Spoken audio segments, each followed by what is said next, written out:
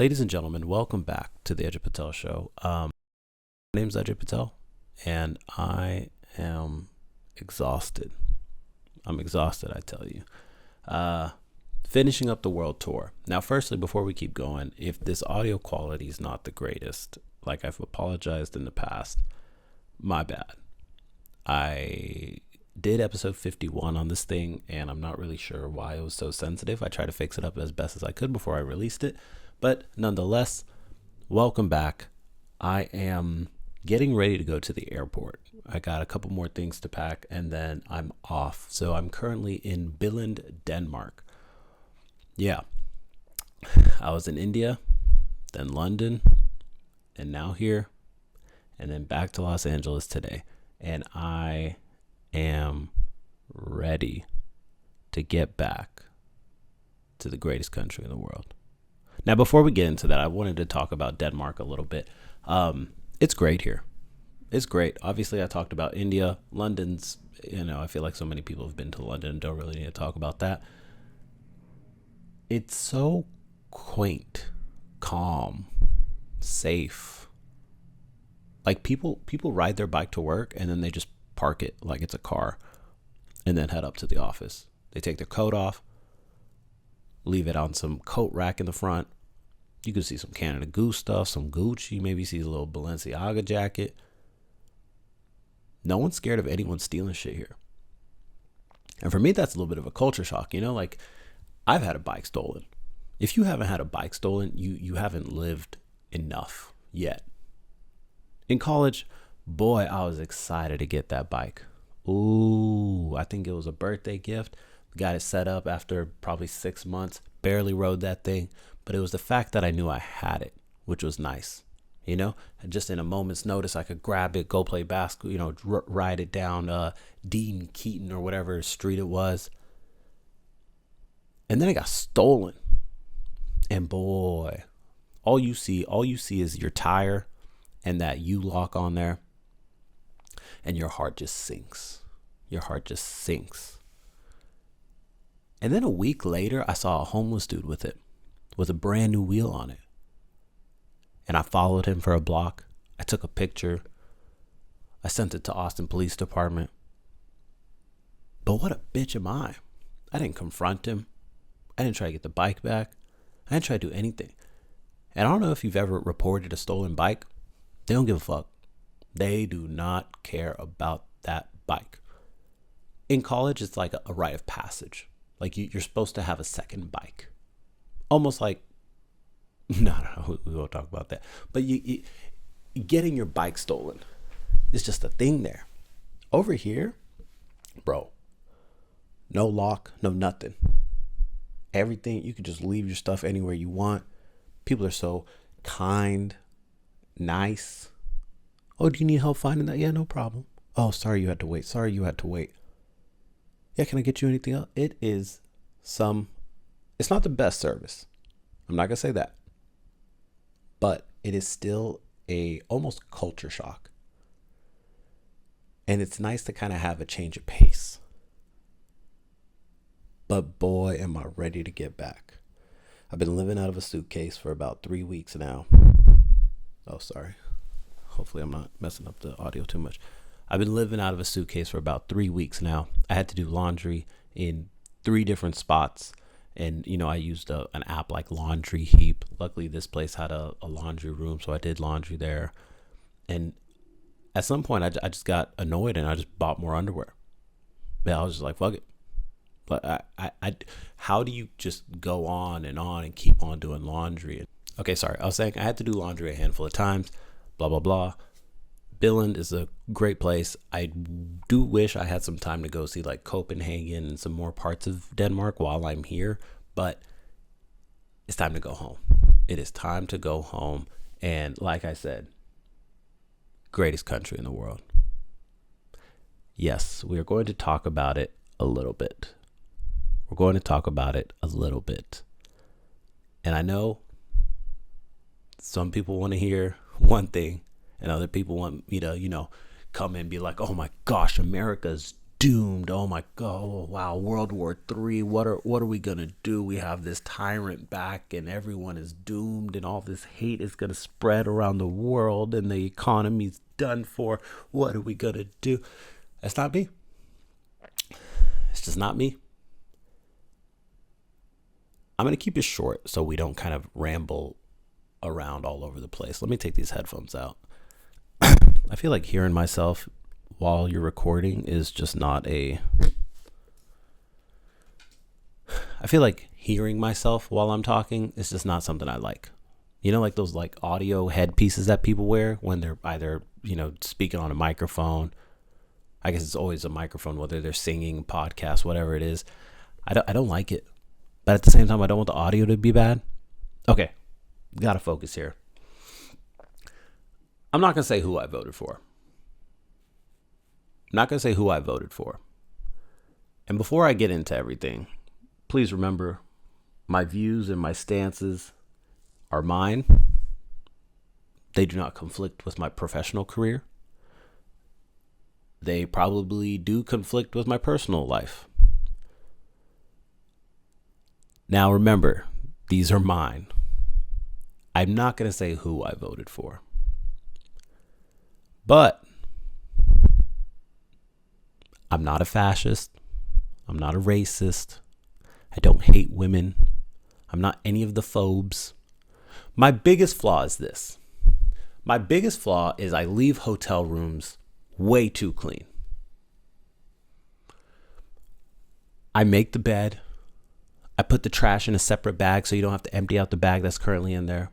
I gather all the towels. Sometimes if they have, like a little duster or a vacuum, something to make it even more clean, I double down on that. That is my biggest flaw. I'm so good at cleaning hotel rooms before I leave that when growing up, my friend Vishva, his family used to be in the hotel motel business. And, we used to do sleepovers and all that stuff. And I was making the bed in the morning. This dude was like, first of all, this is coming off as very sus, but, get your mind out the gutter. I was making the bed in the morning. This dude was like, my dad is looking for maids.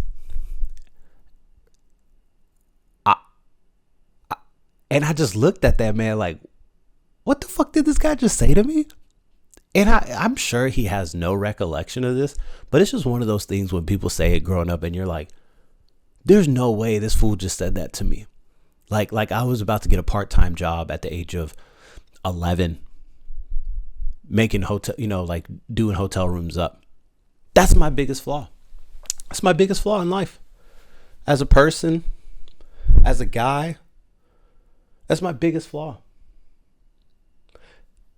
Now, I wanted to sum things up in about 3 bullet points, which obviously isn't enough, but I don't want to start rambling. And I wanted to talk about it last week, but it's just being around coworkers while in London, and I saw kind of the emotional toll that some people were having based on the outcome.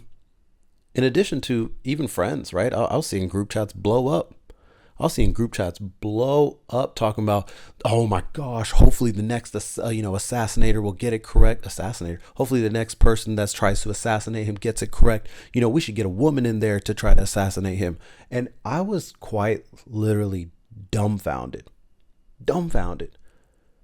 People were crying. People at work were quite literally crying. And I'm an empathetic character, right? I try to understand both sides before I, come off with my opinion and try to just push my opinion down people's throats, or at least my view. Crying. And that's tough.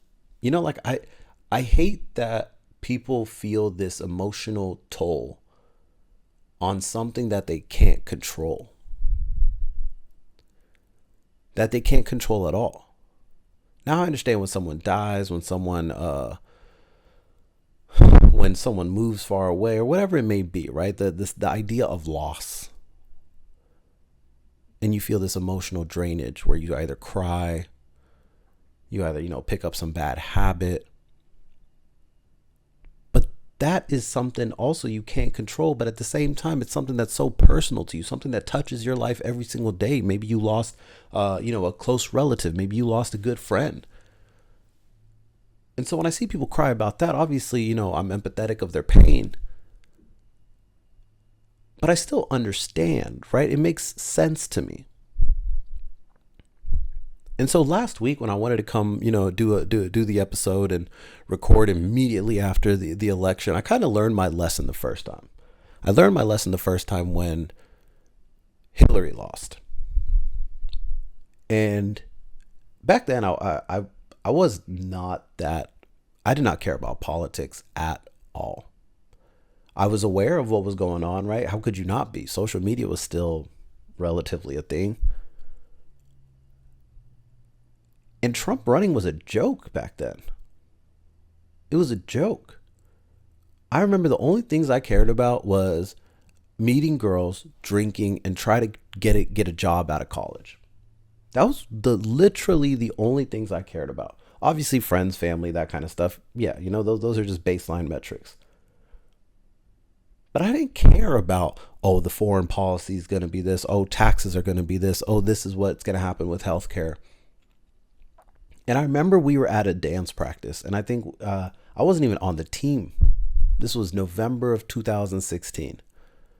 And I was helping record some audition video. And I had my laptop of live streaming the election. And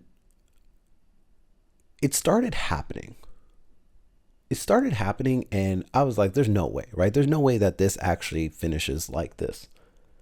Did I care who won? Not necessarily, but I kind of wanted Hillary to win. I was like, I think she's got this in the bag. I don't see how she could not win this. She's a politician. This is a political game. She has ties with her husband being a future president. She, if we're going to elect a woman, a white woman seems fit. All of the things seemed right. And then I joked about it a couple days after the election at being an MC for a South Asian dance event.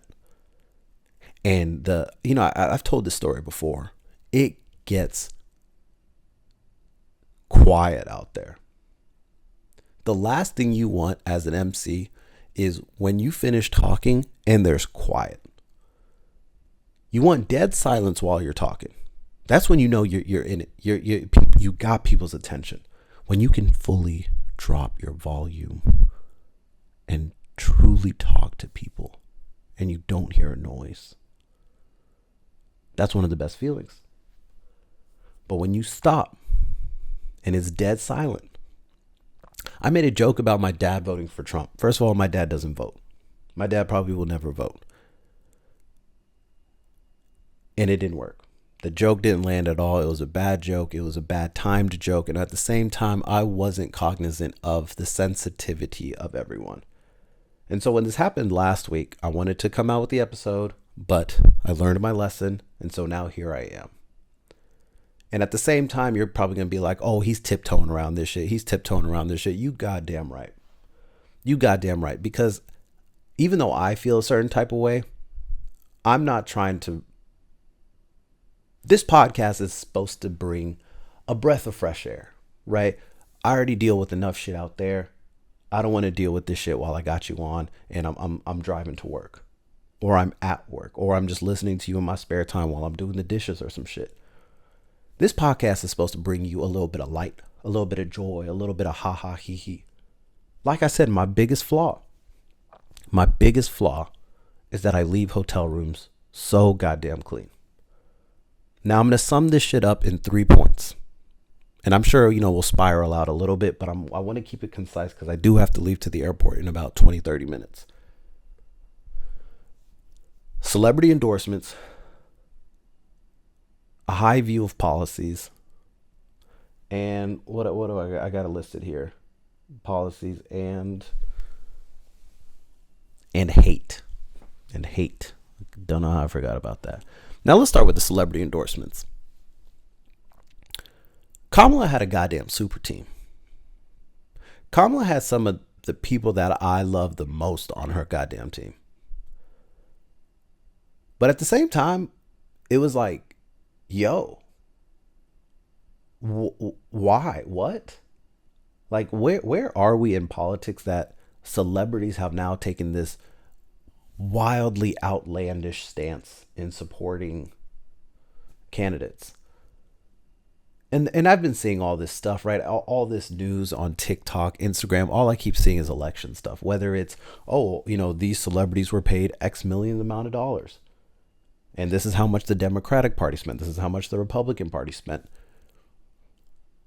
And it started with Taylor Swift, and we talked about it here, where it was just like, why? Like, I understand you have a stance and you want to get all your supporters behind you, but your supporters don't like you and they don't follow you because of who you are as a political figure, let alone as a individual person half the time.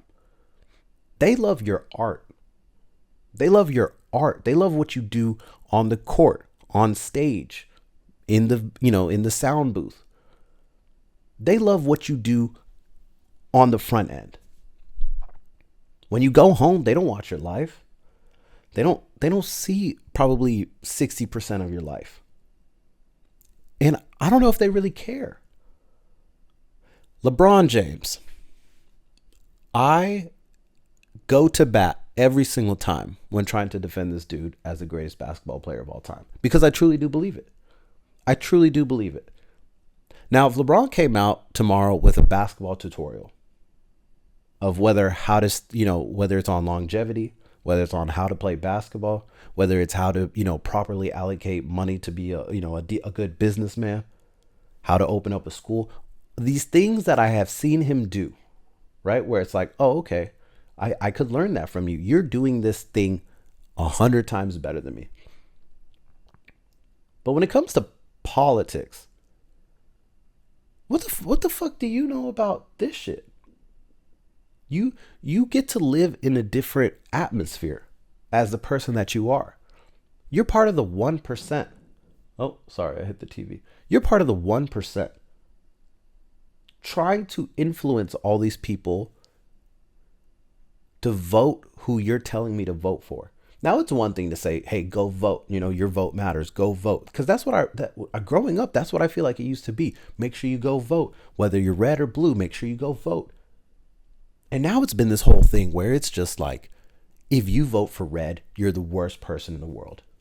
If you vote for him, or honestly any red party, you're the worst person in the world. Now, that was LeBron. Beyonce too. I absolutely love Beyonce. I don't know a lot of people that don't. Now, if she came out with a skincare line, with how to perform, dance, sing, all this shit, everything that's involved in her art. And let's extend it a little bit. Y'all see the Levi's commercials. Now, Beyonce knows how to sing and dance, but she also knows how to wear them jeans. These are things that I'll listen to. Obviously not me. I ain't trying to, make my ass look fat, but you know what I'm saying here. These celebrity endorsements have just gotten out of hand. And then, these ideas of like Jimmy Kimmel. I'm a somewhat fan. I'm more of a Jimmy Fallon guy. Jimmy Kimmel coming out on his show doing a monologue, and he started crying, saying last night was, such a loss for America, and, we're doomed, and, like all the people overseas are going to be in a worse state now. And he started crying. And it's like, bro, do you understand that your audience consists of an array of people? Your audience isn't just some Democrat pool of people. Your audience is people that come to you for this release, for this art, for this idea of you to take me away from all this shit. That's why every single time I've talked politics on here, I have gone back and been like, fuck, I should have just left that alone. And here I am doing it again. But I bring it to a point of this, this whole unity piece, and everyone should just relax and be together. So, don't worry, we're getting to a good point. And I'm not going to rant for too long. Jimmy Kimmel crying. And he probably goes to sleep in silk pajamas I'm not saying he has no problems in this world, but his problems are a lot different. He's not worrying about how to eat tomorrow. He's not worrying about his car breaking down. And you want to tell the other, let's say 90% of America who to vote for because of your view? This shit doesn't make sense to me, man. The artist and the art I have always considered to be two different things. Now there's a line, right? There's a the R. Kelly line where it's like, all right, bro, I don't know if I can continue to support your art based on the person that you are. There's a line. So that's the celebrity endorsement piece where I get it. All over social media, it was this Kamala wave. You go to a rally, you see Meg Thee Stallion, you see Cardi B. And I thought it probably worked. I thought it would probably work. Well, how could it not? These are celebrities. These are people that everyone follows. Now I'm someone a little detached.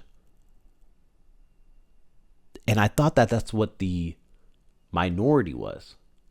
Come to find out, that's actually the majority. These celebrities, as popular as they are, the influence does have a range. The influence does stop at a certain point. Whereas you go on a podcast. Now, everyone's going to talk about the Joe Rogan podcast. Why didn't Kamala go on the Joe Rogan podcast? She would have had, tens of millions, hundreds of millions of views. And that's where people could have actually fell in love with their character. And I don't disagree. At the end of the day, we need to fall in love with you. We need to fall in love with you. Maybe not love, but I need to at least like you. I didn't like you while you were vice president. I don't care how many Diwali parties you threw. I didn't really care for you back then.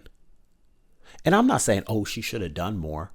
I really can't. Bro, name a vice president that really killed it. Name a vice president you were like, holy shit, they made a difference. You really can't. Because the president barely does shit. They have influence over the tone, like we've talked about before. But the vice president, who are you, bro? And everyone wants to blame all these people and all the, horrible red people in the world. How could they do this to the country? Bro, blame the Democratic Party that spent $1 billion on this shit. They had Joe Biden's old ass, who was already, glitching in the system. And they had the audacity to put them out there again. Because they thought, you know what, he beat him once. We think he could do it again. Bro, that is not the same Joe Biden.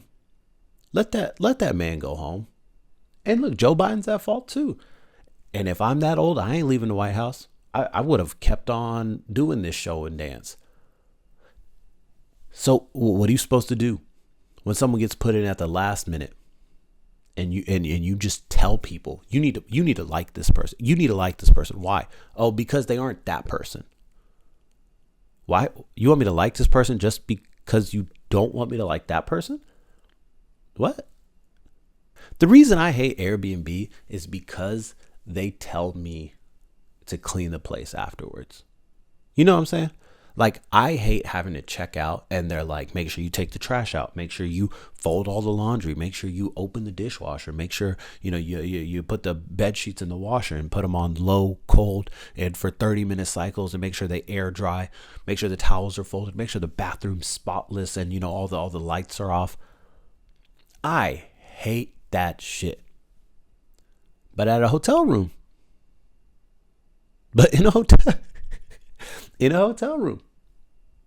because you could quite literally leave it with shit everywhere. And you could probably leave your stuff half the time. And they'll probably be like, hey, we found this. You left it behind, yada, yada. But because they don't tell me to clean this place up afterwards, I'm more inclined. I'm more inclined to lean towards, you know what? I'm a decent person. I want to make the next person's job a little bit easier. I don't even pay a cleaning fee here. But you know what? I know that maid is probably busting her ass left and right. She's probably going home and just, living a simple life. I don't know. I don't want to dig too deep. But the least I can do is leave this room at least at an 80-90%. Where they got to come in, do the basics, right? Change the sheets out, change the towels, do a little vacuum job. They ain't scrubbing stains out of shit. They ain't collecting all the trash and putting that stuff in there. And that's why I hate Airbnb, is because they tell me what to do. They tell me, you got to clean this place up. You got to do all this work. You wanted to stay here? This is the work that comes with it. And it's the sense of just like, you got to let people lean in at some point. My biggest flaw is I leave hotel rooms too clean. Now we get into policies, and we could go on and on and on about this shit. But let's start with the one that's on everyone's mind. And that's reproductive health. Well, actually, no, I don't want to start there.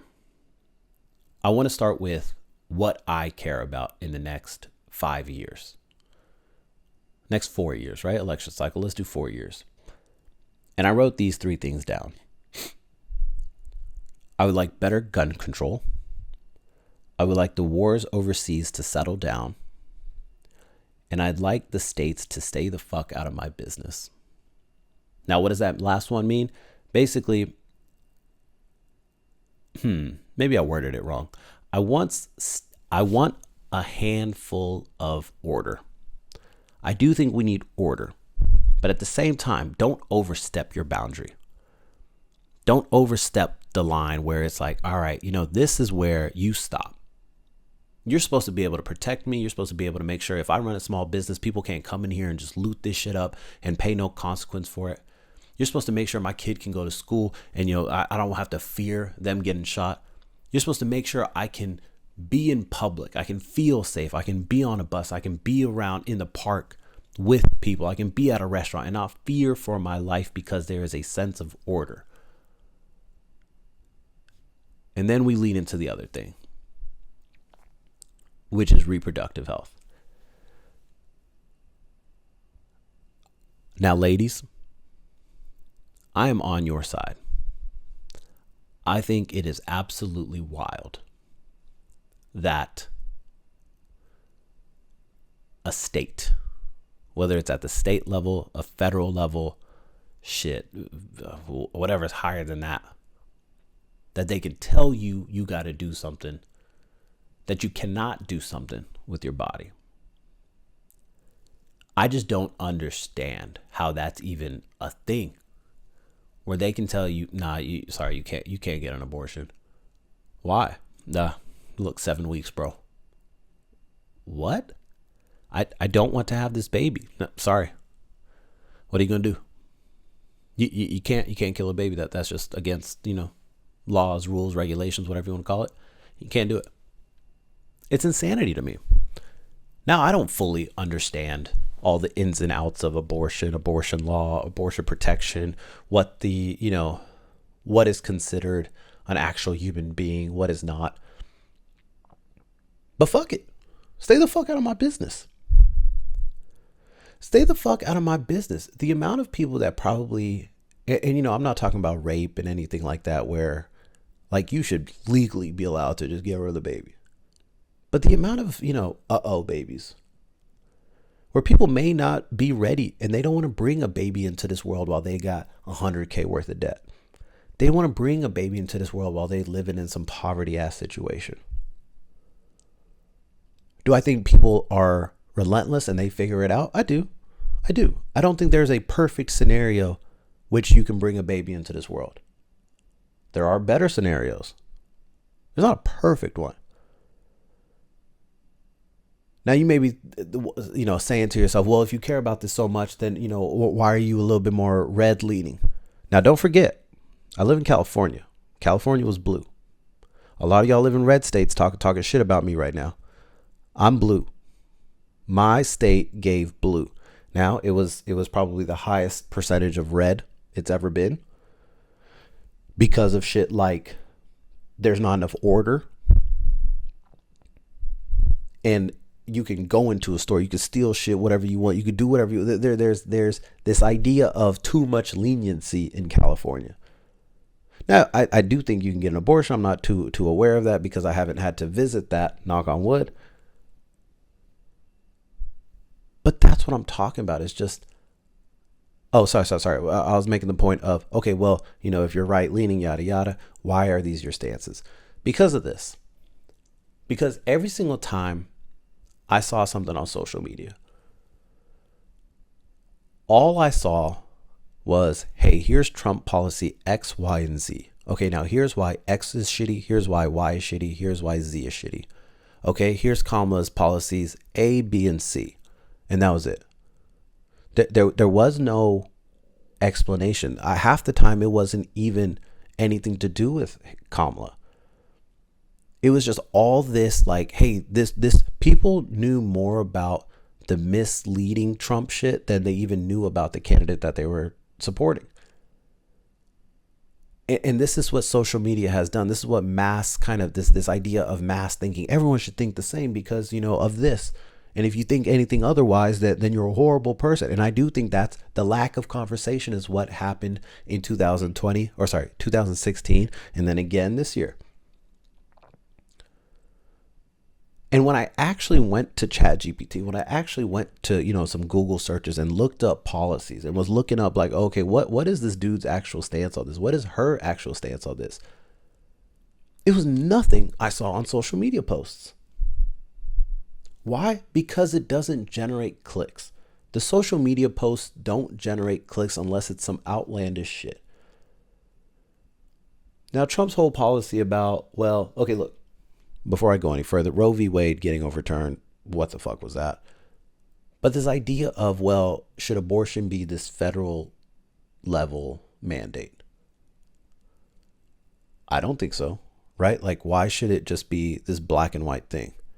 Should it be a state to state thing? I think so, right? I think it should be.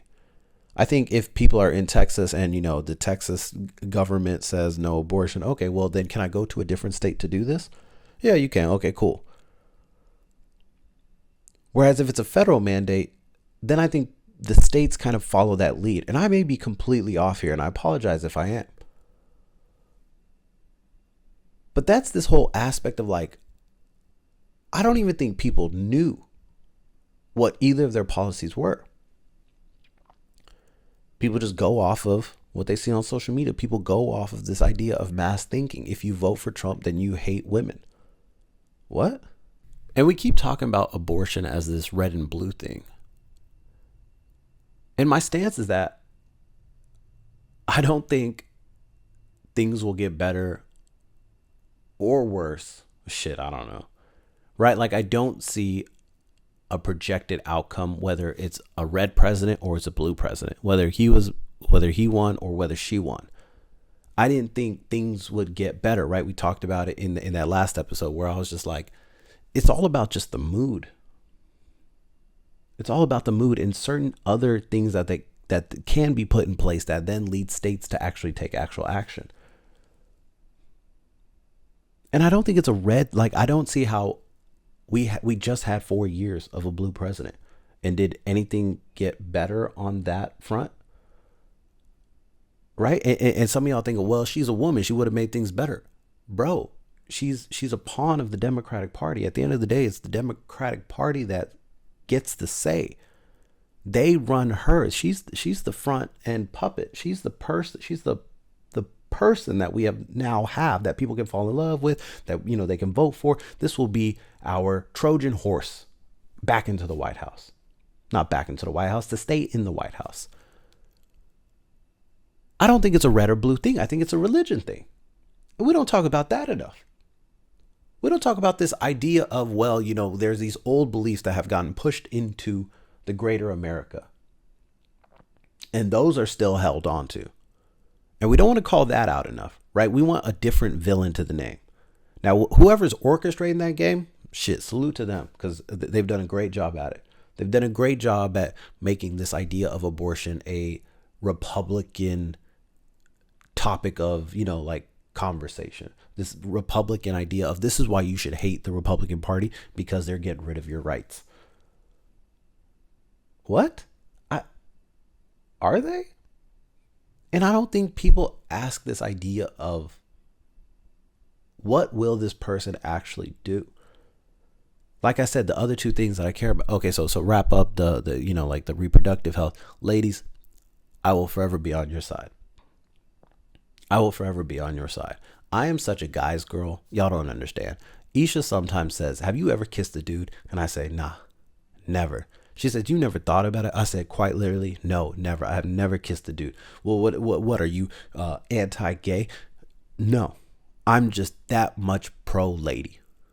I am so goddamn pro-lady. I have never thought about kissing a dude. Well, you won't know if you like it if you don't try it. Yes, ladies. Now, I don't know if this is like all ladies do this to their guy to try to push them over the edge, but this is that type shit. This is that type shit I be talking about. And no, because, I there's something in my head that I'm like, you know what? I have no inclination to try this. I have nothing in my head that I'm like, I think I can mate with that dude. There's nothing in my head. Now, I fully acknowledge that, oh, hey, man, that fella right there is attractive. Hey, boy, you looking good. My man, you wearing the hell out of that suit. I'm not scared of complimenting a dude.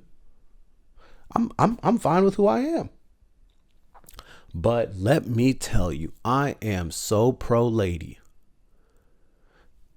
It's just that's where I'm at. That's just where I'm at. If there was a pro lady scale, that I would be the president of that.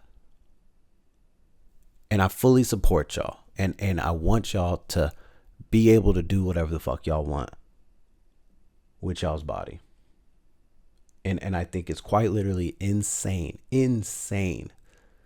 that there's this idea, that there's a policy, that there's a rule in place that you cannot. You should be able to bear arms and you should be able to bear your own uterus. That's good right there. Write that on a t-shirt and someone get it made and we'll sell it on the shop here. You should be able to bear your own arms, aka have your own guns and do whatever the fuck you want with them. Well, I don't agree with that, but if the rule is, hey, the Second Amendment, you should, we can have guns if we want. You should be able to have free speech. You should be able to have your guns and you should be able to, own your own uterus at the end of the day. Holla back if you hear me. On the third thing, what did I have here? Hate. Oh my gosh. Hate. This is what will bring us to a close.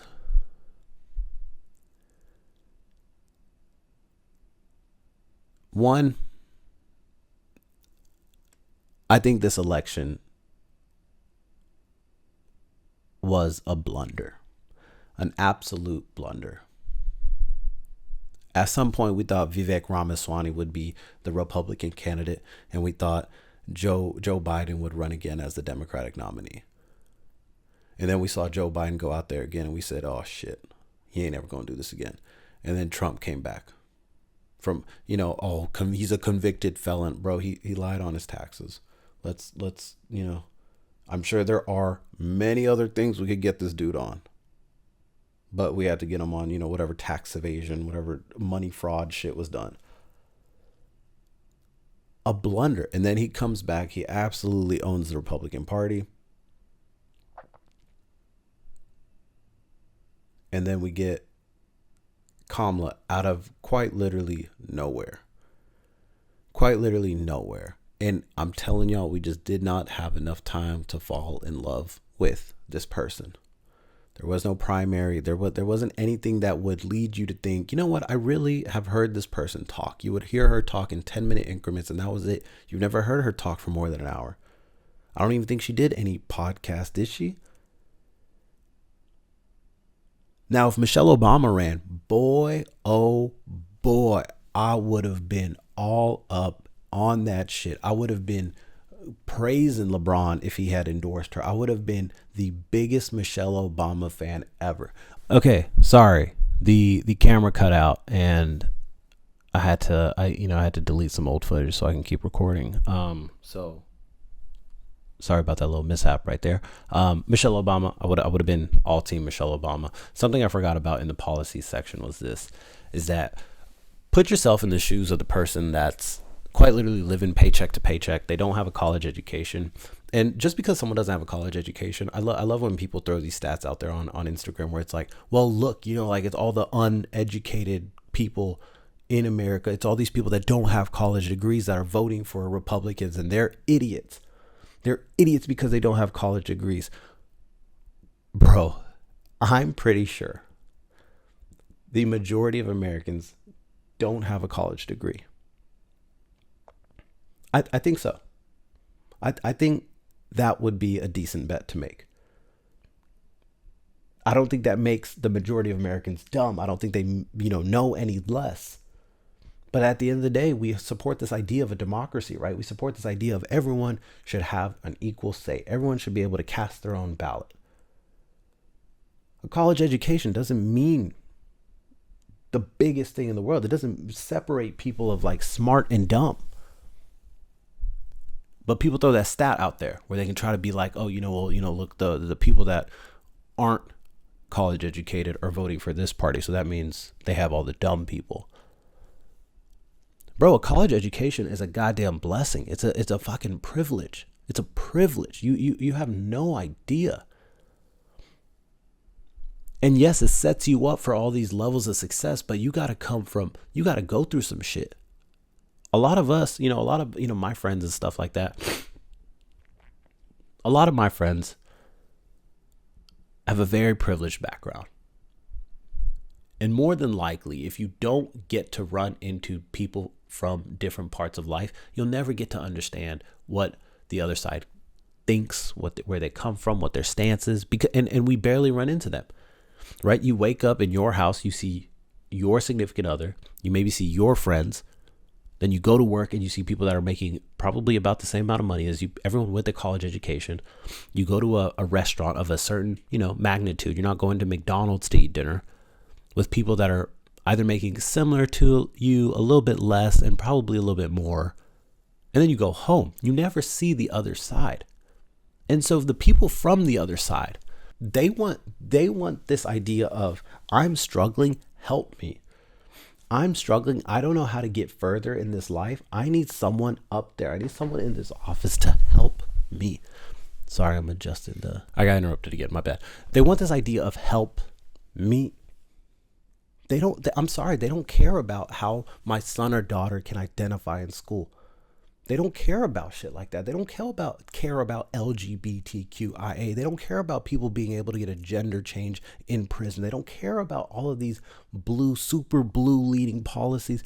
Bro, they don't care about coming to a rally and seeing Meg the Stallion and seeing this lady go up there and just keep on smiling and laughing and smiling and laughing. Bro, my life isn't all smiling and laughing. My life is not all smiling and laughing. I need someone serious up there, someone that can understand my pain, someone that can relate to my pain, someone that can help my pain. And that's the majority of America. Half the time we want this idea of democracy, but really we want this board of directors. And it doesn't work like that.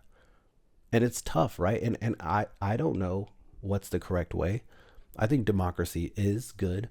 I think we should get rid of this idea of, the, what's it called? Not the popular vote, the electoral votes. I think that's a little silly. I think we should just go off of popular vote. I think mail-in ballots should be completely rescinded. I think if you're not able to get up and go to a polling spot to actually place a physical ballot and everything can be verified that, this person placed this vote, so it's 1-to-1 thing, then you don't need to be voting. Bro, my ballot came in the mail. Isha could have easily picked it up, filled it out, and sent it in. Also, I think we submitted them wrong, so I don't even think our votes counted. But you see what I'm saying is that, there's a large percentage of people that we will never understand and never even try to understand. And we try to speak for everyone from our point of view. We try to speak for everyone just based on our life. When I was at When I was at work, when I was at that work thing last week and the election closed and everyone was, kind of going around being like, oh, what an awful day. What an awful day. And half these people live in London and they were talking about, oh, you guys are doomed. Oh my gosh, like what a horrible day for America. This will go down as one of the darkest days. Bro, this is a room full of like 60, 50, 70 people.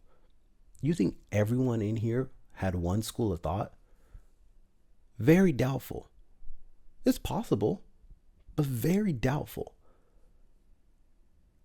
And we like to just push these views and opinions and stances on people. And it's like, this shit don't work. Now, closing out with this hate piece. The thing that I found quite ironical about, like while I was on this work offsite and people were being like, this country is going to be filled with hate. People are going to be, killing each other. Everything is going to be going around. It's like you're leading with hate. You cannot continue to turn other people into the enemy and then call them the bad guy. That turns you into a bad guy. You keep telling people, you're shitty, you're shitty, you're shitty, and then that shitty person does a shitty thing to you. Is it their fault? We've turned all these people into the worst people in the world. The amount of anti-men shit I've seen, this whole 4B movement, you know what, ladies, we're not going to have sex, we're not going to do any, we're going to just 4Bs, whatever the fuck that means. Some of the dumbest shit I've ever seen on the internet. 4Bs. At some point, we have to realize, well, I'm going to speak for anyone that's kind of come from the stance of like all men are trash, all men are the enemy. You're not going to get anywhere like that. You're not going to get anywhere like that. There are people like me out there that are on your side. The majority of males I know, honestly, all the males I know are on your side. They will lay down on a sword for you. But we keep seeing this shit of like, oh, you know what? All men are dumb. All men are stupid. All men don't care about women's bodies and shit like that. And so what is the expected outcome when that's the narrative, when that's the tone, when that's the mood? You can't lead with all this hate, man. We're not going to get anywhere. I was just having lunch with the coworkers here in Denmark, and they were talking about, oh, like you guys are going to have a rough 4 years. Bro, what the fuck do you know? What the fuck do you know? I was literally just unemployed. I have been living some of the most strugglesome year and a half of my life under a blue president. Do I blame him? No, I don't. But at the same time, you shut the fuck up. Because if everyone goes into these next 4 years, if everyone goes into this next week, these next 2 weeks. Now, a quick statement I want to throw out there is, I can't approve of everyone he appoints. So, get off my ass a little bit. But we can't continue on with this idea of we're doomed, we're doomed, we're doomed. What the fuck do you think happens with that attitude? When you're swerving on the road and you start looking at the tree, you know where the car goes? To the fucking tree. With that all being said, ladies and gentlemen, sorry about my sniffles and all that shit. And I hope this election, all this shit, first of all, glad that it's done. It's time to move on. Don't worry. I'll be running for office in 8 years and everything will be good. Everything will be kosher. I'll have Justin Bieber up there with me or something, I'll actually bring some life back into this country, some type of unity where we can stop fighting one another, stop hating one another based on some views. Vote for who you want to vote for. Have whatever stance you want to have, but stop hating people, bro. It's not going to go anywhere. Stop hating people because of shit like that. If they smell bad, sure, stay away from them. But stop canceling your friends. Stop canceling the people that you actually like. People that you've actually shared moments with in this life. On some shit that you don't control at all. I hope you an easy next 2 weeks. I will see you guys next week. I hope you guys enjoy the Anushka episodes from last week. Make sure you catch the bonus episode. Don't forget to comment, like, subscribe if you haven't caught up yet. Don't forget, we've had a handful of guests recently. We had Isha, we have Anushka, both with 2 episodes each. Make sure you catch them. Hopefully some more guests in the future. I can't wait to get back home. Ladies and gentlemen, with that all being said, my name is Ajay Patel, and I will see you guys next week.